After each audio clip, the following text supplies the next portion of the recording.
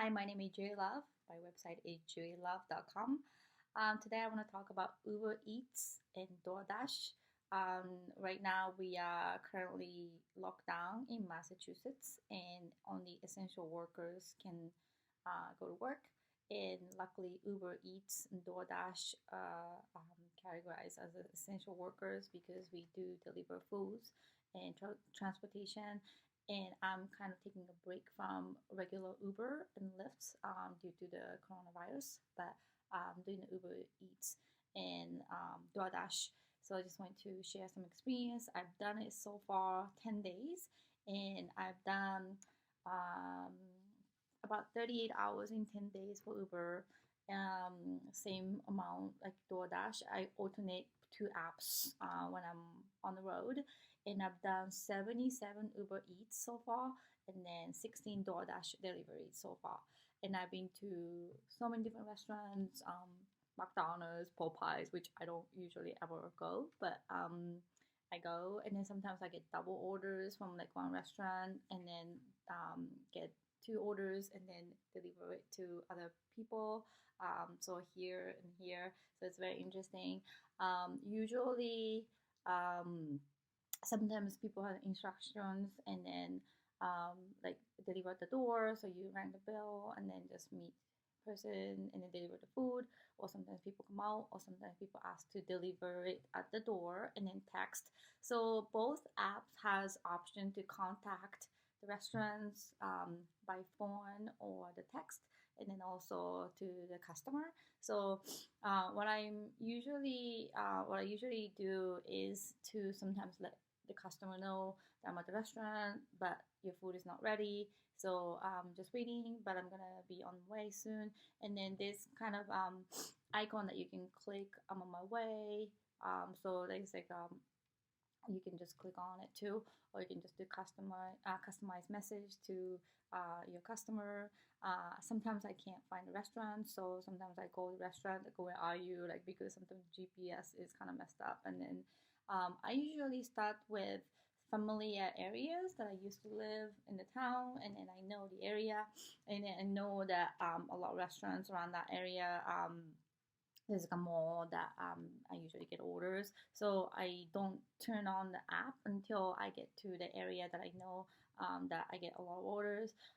Because sometimes, like, when you deliver food and then you end up going to a suburb, and then usually, like, around that house, there's no restaurant. So sometimes you have to go back to the area, which is kind of like a loss of time because you're not getting paid for that time. So for instance, today I had two DoorDash orders, and I ended up being to a house that absolutely, like, nothing was around. So I actually drove about half an hour to the place that I know that I'm gonna get order. So and then I also alternate Uber Eats and then DoorDash, both apps. So DoorDash, you have to be in the area that's like red, and then you can dash, and then you have to have the red card, and then bag and gas, and just like criteria that you can click on, and then you can start to dash, and you can select the time till like 1:30 or 2 p.m. or whatever time.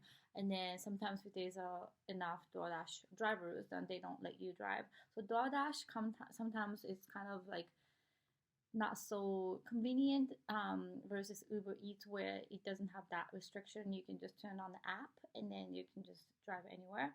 So sometimes it's when it's successful, like Uber Eats Day, like you deliver food, but when you pick up the food and then when you deliver it, right before, maybe 2-3 minutes before where you are going to, sometimes when another order comes and then the restaurant's near, they get alert that you have another order. So while you are delivering to one customer, you can accept another order. So it's very efficient because right after you drop off the food, then you can go to another restaurant and you can start delivering. So that's like the best scenario. But sometimes, like, you have a wait time, and then sometimes when you wait, you save gas, but at the same time, again, if there's nothing around, like no restaurants around, you definitely want to go to some places that has more like restaurant, the density of the restaurant, so you get orders. So that's kind of my feedback so far. But it lets me go to so many different places, and I've done really crazy, sometimes interesting orders, and then my car smells really nice sometimes, and then I get hungry.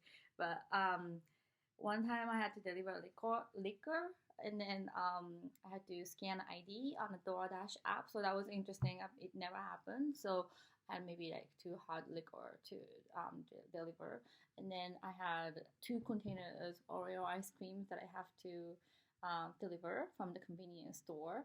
But usually the app has really great description, and then sometimes people want you to come to the back door near the patio, or like leave on this like wood box or something. So you just have to read the app, and you just have to be kind of spontaneous about finding a restaurant, finding the delivery, and then as you know, like say maybe right side odd number, and then left side is like an even number or something. So like you just have to kind of pay attention. I've done at night, and I've done it during the day, and then sometimes at night it's hard to find the house numbers sometimes, and but you can always call the customer if you can't find it. And then so one experience I have, I started with like near my area, and then end up going to another town, and going up to like another town, and then down the south, and then there was absolutely nothing. So I'm like, oh no, this is not happening. So I had to drive back towards city a little bit, and then started there. And then sometimes, I don't know why, but people are just um, interesting that like I pick up some chicken wings, and then like they want me to deliver it for like 8 miles, like 20 minutes. I'm like, wow, that's a long drive. But sometimes I realize that Uber Eats, when you get alert, you see the time sometimes, like it takes maybe 26 minutes, like 30 minutes, like they have estimate time. So you kind of can gaze, like when you're gonna end up. But it doesn't tell you like where is the delivery. It can tell you like where is the restaurant, but it doesn't tell you like exactly where you're going to. So, but just like a regular Uber and Lyft, it doesn't really tell you. But anyways, so one time I was just going to pick my kids up, but then I wasn't sure, but there was estimate time 68 minutes, so there's no way that I can do that. So you can kind of decline too, but when you start to decline, your rate kind of goes down. So you just have to be kind of careful. So if you can't do it, you just go offline. And then for the DoorDash, when you are in the area, then you are in the dash mode, and then if you get Uber order, then I'll go to an icon says pause dash, so you can kind of have the dash time still. So when the Uber Eats delivery ends, then you can turn on the dash, go back, or you can end. But when you end, you have to go to the red area again if it's not that red area. So it's kind of pain in the neck. But I just really alternate both apps, and then so far it's been working well. And then I've been pretty busy, averaging about like $14 to $22 an hour. So it's really great, and it's every week that you get direct deposit, so it's really helpful.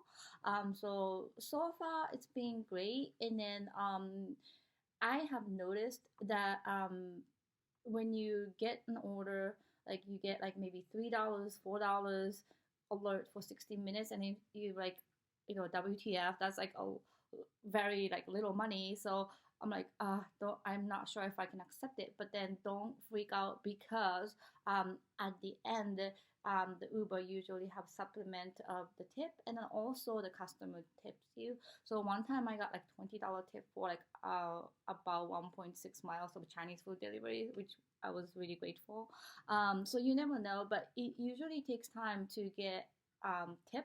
So when you see the app and then see the earning, and then not like right away, maybe the customer needs to eat, and then after they eat, and then maybe the app reminds them to tip the driver. I'm not sure how it works, but then when you see it right away, it's maybe like $5. I'm like, oh wow. but then you see afterwards maybe the customer tips you like $5, $2, sometimes $20. So you just never know. But so far, texting the customer, building rapport, and you get good tips. So good luck, everyone.